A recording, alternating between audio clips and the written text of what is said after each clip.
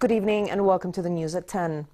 The International Monetary Fund said Jordan's fiscal reforms are part of its programs which aim at financial and economic stability.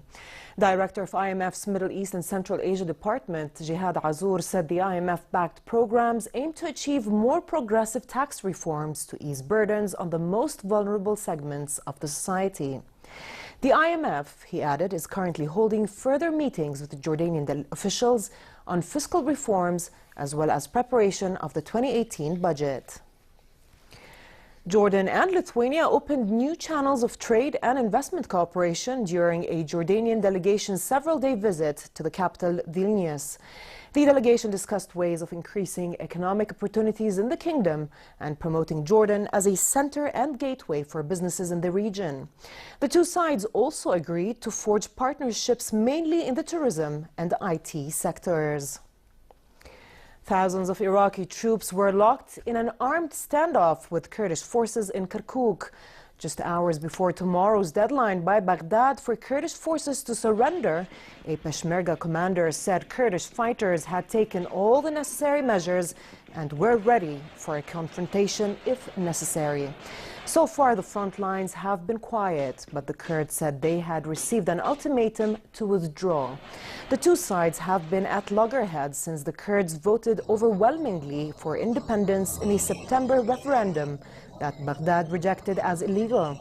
Washington has military advisors deployed with both sides in the standoff, and Defense Secretary Jim Mattis said yesterday that it was working to reduce tensions. Syria demanded Turkish troops who had entered northwestern Syria to leave immediately, as their presence constituted a flagrant aggression. A foreign ministry statement said the entry of Turkish military vehicles into rebel-held northwest Syria through the Bab el-Hawa crossing late Thursday was a violation of international law. But Turkey says it is operating alongside Syrian rebel groups to implement a deal reached last month with Russia and Iran in Kazakhstan to reduce fighting between insurgents. Iran's President Hassan Rouhani said Iran will not renegotiate the nuclear deal following U.S. President Donald Trump's decision not to certify it. Defying Trump, Rouhani said Tehran will double its efforts to expand the country's defense capabilities, including the country's ballistic missile program, despite the U.S. pressure to suspend it. He added that Trump's decision to decertify the deal would isolate the U.S. as other signatories of the accord remained committed to it.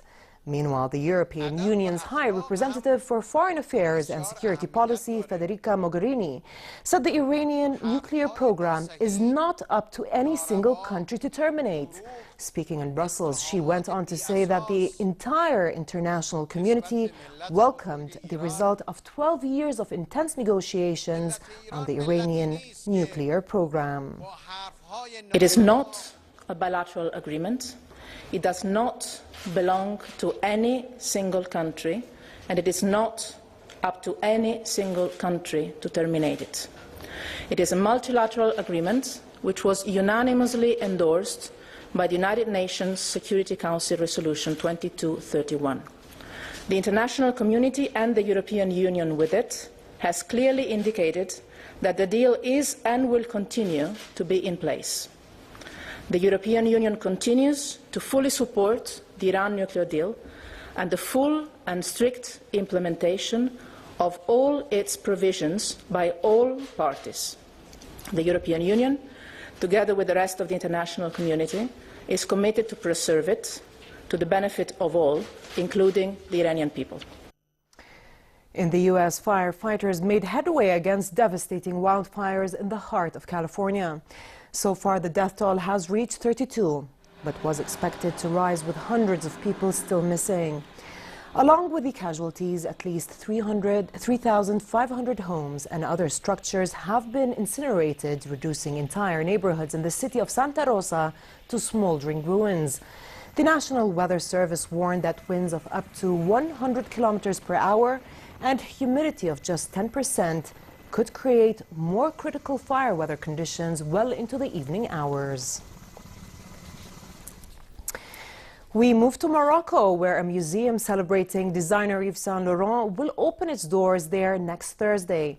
The country, which he visited for the first time in 1966, had a major influence on his work. The new 4,000 square meter museum houses a huge permanent exhibition space showcasing his most famous work, an auditorium, and a research library. Morocco inspired some of the daring color combinations in Saint Laurent's creations, orange with purple and pink with red, that earned him a reputation as the designer with the best color sense of the 20th century. Those inspirations are now found in the museum, with photographs of the designer and his models, as well as his signature pieces on display in the gallery.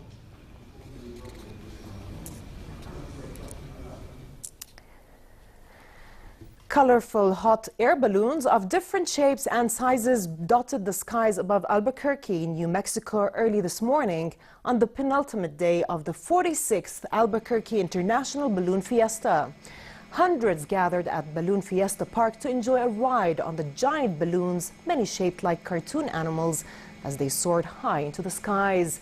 Festival organizers said the 9-day event features balloons from 50 countries. Nearly 1 million people were expected to turn out for the event that ends tomorrow. In sports, Sam Bennett won a hard-fought 5th stage of the Tour of Turkey. The Irish cyclist won with a sprint down the final straight, finishing just ahead of Turkey's Ahmet Orkin. It was Bennett's 4th stage win in 5 days. Bennett could not recover the overall lead a day after giving it up to Italian Diego Ulissi.